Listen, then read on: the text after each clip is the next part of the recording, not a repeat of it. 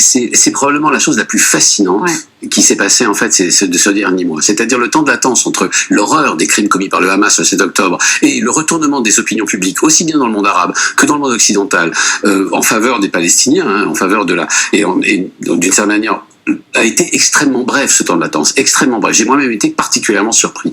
Ce qui montre que le monde a changé.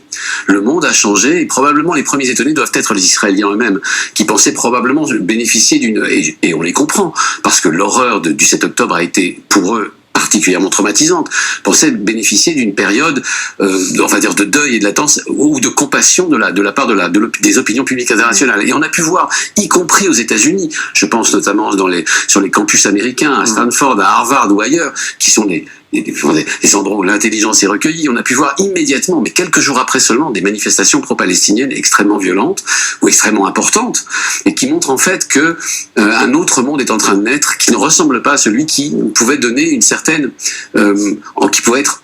qui aurait été probablement plus empathique plus longtemps avec Israël. Méline Nabli ? Oui, je vois deux éléments par rapport à ce qui vient d'être dit. Premièrement, c'est vrai qu'il y a eu d'abord un état de sidération, partagé pour le coup de manière consensuelle, suite au massacre perpétré par le Hamas, qui relève juridiquement d'un crime contre l'humanité. On peut démontrer cette qualification-là, à minima crime de guerre. Et puis effectivement, assez rapidement, dès lors qu'en fait on s'est pas dégagé ou départi, mais qu'on a mis en perspective ce fait sidérant dans le contexte dans lequel il s'inscrit, à savoir un conflit qui va presque avoir 100 ans en réalité, et que la conscience collective, la conscience, collective à l'échelle internationale commence à peser sur la perception de ce conflit, où précisément Israël est renvoyé à son statut d'État occupant, d'État colonial, et bien pèse également sur son statut symbolique, y compris lorsqu'il est agressé dans un premier temps. Et deuxième chose, et là je suis plus pessimiste que vous, je pense que les dirigeants israéliens, voire les citoyens israéliens, ont pris acte sont animés par un sentiment d'être isolés, qui n'est pas complètement nouveau en vérité.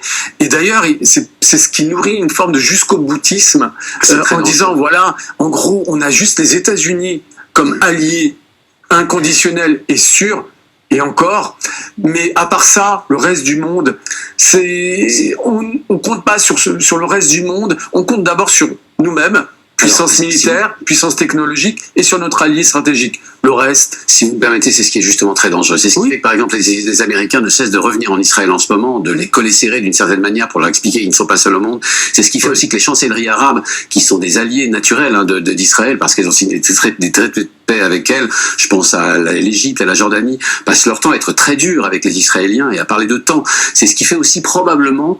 Et c'est là où je suis plus optimiste que vous, qu'Israël prend son temps. C'est terrible à dire, parce que cette guerre va durer longtemps. Mais elle prend son temps parce qu'elle ne peut pas prendre le risque de tapisser de bombes Gaza, comme par exemple la Russie l'avait fait à Grozny, en faisant des dizaines de milliers de morts, de peur d'enflammer littéralement les opinions publiques arabes, et parce que tout simplement ces alliés arabes ont été très durs avec Israël en leur expliquant qu'il n'était pas question que Israël aille trop vite, trop fort, trop loin. Non, je pense que malheureusement, ce jusqu'au-boutisme et l'intransigeance a été acté par une série de bombardements à la fois d'écoles, d'hôpitaux, et qu'il y a eu une réaction de dirigeants internationaux. Je pourrais citer Lula notamment, qui n'est ni musulman ni arabe, pour qualifier ce type d'acte. Je pourrais aussi citer les dirigeants sud-africains qui ont la mémoire de l'apartheid et qui vivent cela de manière particulière également.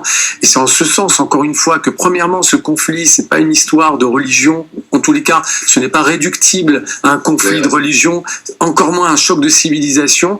En fait, il nous convoque tous à une éthique de responsabilité, c'est-à-dire être cohérent avec nos principes et valeurs et ne pas différencier ou changer précisément de discours et de référence en fonction des victimes ou des agresseurs. Tant qu'on ne sera pas cohérent avec nous-mêmes, en tant qu'occidentaux, on sera faible face à nos adversaires stratégiques. Je pense à la Russie qui là se frotte les mains en toile de fond, qui regarde tout cela, nos contradictions, en se disant lorsqu'on va revenir au conflit en Ukraine, on ne pourra plus jouir d'un magistère moral, on ne pourra plus invoquer le droit international avec la même fermeté. Mais peut-être que la deuxième surprise de cette époque, c'est justement que nous n'avons plus de ce magistère moral. C'est-à-dire que nous l'avons déjà perdu au moment du conflit ukrainien-russe, puisqu'on s'est rendu compte que la moitié du monde, une grande partie du monde, ce qu'on appelle le Sud global, ne nous donnait plus cette... Mais pourquoi ils invoquaient quoi? Ils invoquaient justement l'intervention américaine en 2003. 2020 ans après, ça nous imprègne encore. Et on voit aujourd'hui que les Occidentaux, je pense à Emmanuel Macron, qui récemment encore en visite au Kazakhstan se faisait renvoyer